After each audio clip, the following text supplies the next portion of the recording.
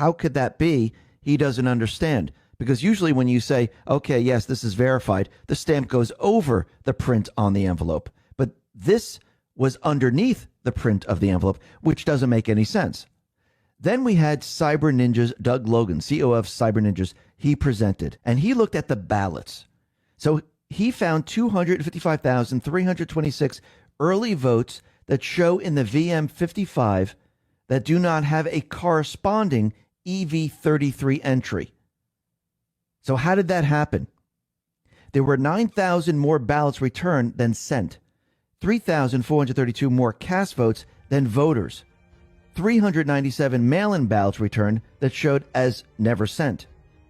He also found that 23,344 people voted via mail-in ballot, even though they showed as having moved, and no one with that last name shows as living at that address.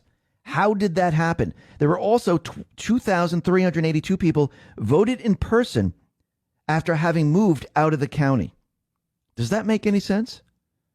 Remember, the margin of victory was 10,457 votes. A small fraction of the 57,734 ballots with known issues. Again, this is almost 6 times the margin of victory in the presidential race and is multiples of the margin of victory in other races. Then we had Ben Conton, CEO of Cipher. He presented next. This was a digital analysis. Remember, this is just the beginning of everything. So when he looked at the actual computer systems, the last time the system had been patched was August 6, 2019, more than a year prior to the election.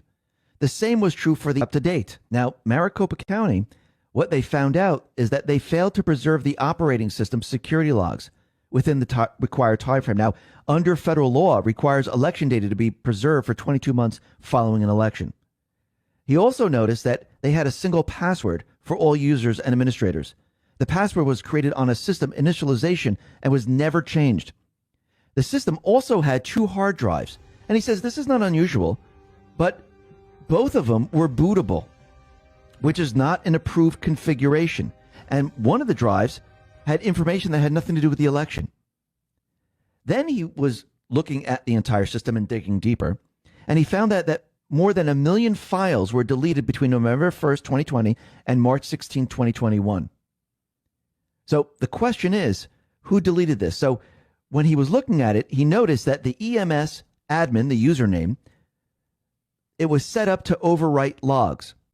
2/11/2021, 462 log entries overwritten. March 3rd, 2021, 37,686 log entries overwritten. April 12th, 2021, 330 log entries overwritten. And then he's like, well, there was also deletion of log files the day before the data was to be turned over to the auditors. Now, that's kind of odd. Were they covering something up? Why would you delete something? You're supposed to keep everything on the system by law for 22 months. Remember, the erasure of election data is illegal, according to federal statute. So they don't know who actually did it. Why? Because the EMS admin, that username was used by everybody. But you know what happened? They knew the date, they knew the time because of the logs. And there were cameras in the room. So they were able to match the camera records with the date and time of the erasing of the log files, and they know who the people are. Now, during the presentation, he said, we're not going to reveal the names of these people. They're not going to dox them. They're just going to hand them over to the Senate, which will probably be handed over to the Attorney General. We'll be talking about that in just a second. But he also noted that there were hundreds of anonymous logins on the system. Why are there anonymous logons logging into the system? That's kind of odd right there. Now, the Maricopa County auditors, they claim they found no internet history. The systems were not connected to the internet. But when Cipher looked at it, they found something completely different. They found significant internet history in an unallocated disk space When booted, the EMS system attempted to connect to the internet, despite the county's claims that the system does not connect to the internet. Now, Maricopa County, they were tweeting out like crazy, saying, no, that's fake, that's false, this is it. This is an air-gapped network. Well, air-gapped network does not mean it is not connected to the internet. Very small devices can piggyback to connect machines to the internet without being detected. So it seems, just with what they presented right here, and they're not finished, this is just the beginning. It seems there is a cover-up going on. It seems that everything doesn't check out.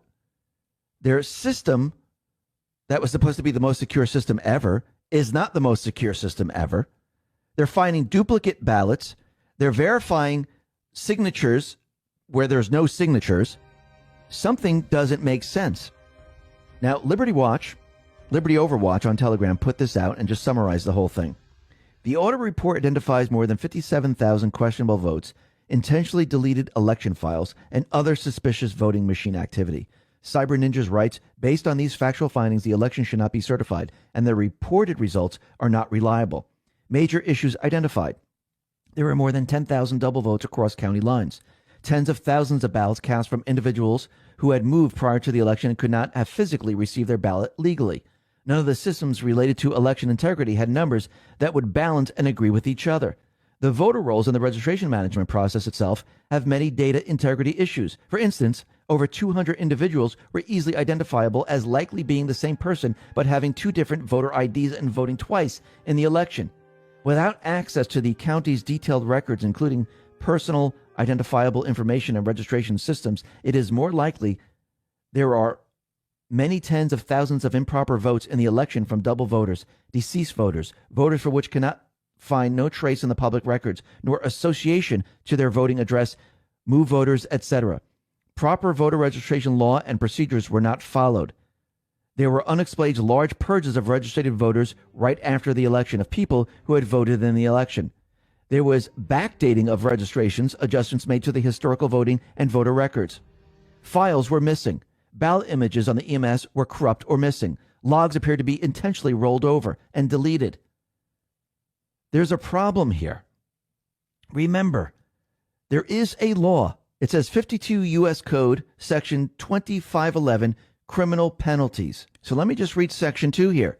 Knowingly and willfully deprives, defrauds, or attempts to deprive or defraud the residents of a state of a fair and impartially conducted election process by the procurement or submission of voter registration applications that are known by the person to be materially false, fictitious, or fraudulent under the laws of the state in which the election is held.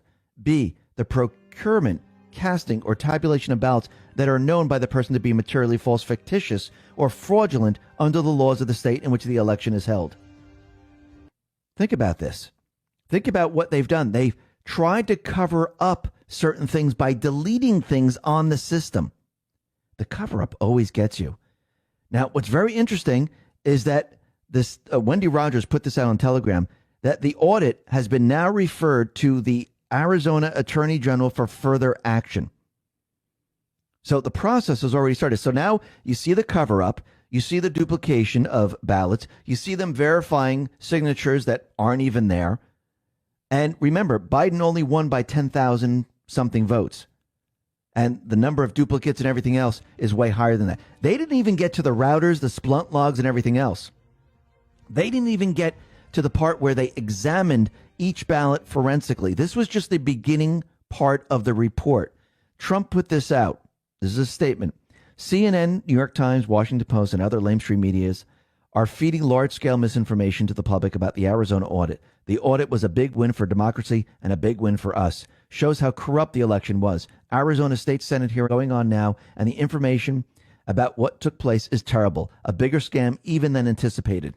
Then he put out, I'll be discussing the winning results of the Arizona forensic audit, which will show 44,000 possibly illegal ballot casts tomorrow at the great state of happening right now. They just showed the pattern. They showed the cover-up. And now the Attorney General is looking into this, where he's going to do a complete investigation into all this and probably bring charges. Now we have Texas doing a forensic audit. Georgia, they're looking at the audit. Wisconsin, Pennsylvania, and many other states. Remember, there's going to be a pattern of the same way they cheated in each state. And each one of these states, if the legislature does the right thing, they're going to decertify. Now, is the deep state going to fight back? Yes. Remember, this is a war. This is not going to be over tomorrow. It's not going to be over next week. This is a war. Trump wants these states, the people, to follow the rule of law. Do the right thing. Yes, the military has a lot more information. Yes, the military, the NSA, the Space Force, military intelligence, they caught it all. But remember, this has to come from the people. This is how the counterinsurgency works. And yes, each time a state shows there is cover-up, that it wasn't secure, that they cheated, and it's each state starts to decertify, the deep state players, the fake news, they're going to feel pain. They're going to try to spin this. It's going to become more and more difficult as time goes on. Now, what's very interesting is that going on the day after the forensic audit on the 25th, which is kind of odd. And they're taking place in all different cities like Arizona, California, Colorado, Georgia, Iowa, Massachusetts, Missouri, New Jersey, New York, South Carolina, Tennessee, Texas, Virginia, Wyoming. Now, once again, it's a very multiple cities right after the forensic audit. And right after, they just subpoenaed all these people for the Unselect Committee to be investigated.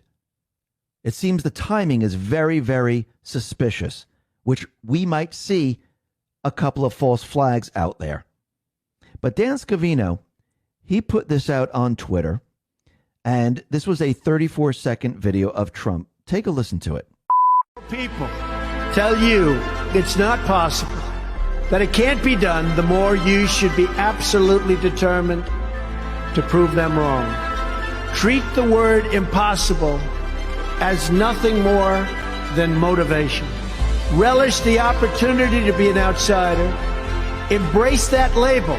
Being an outsider is fine. Embrace the label.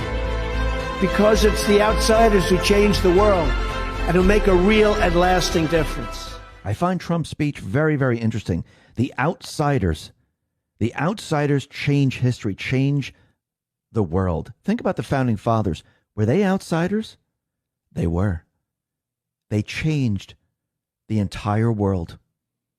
What do you think is happening right now? Now, what's very interesting is that this video is 34 seconds long. So if we go to post 34, this is November 1st, 2017. I do believe Dan Scavino is letting us know that a lot of things are about to happen going through this period into October, into November. And this is what it says. We've read it many times before. It says, my fellow Americans, over the course of the next several days, you will undoubtedly realize that we're taking back our great country, the land of the free, from the evil tyrants that wish to do us harm and destroy the last remaining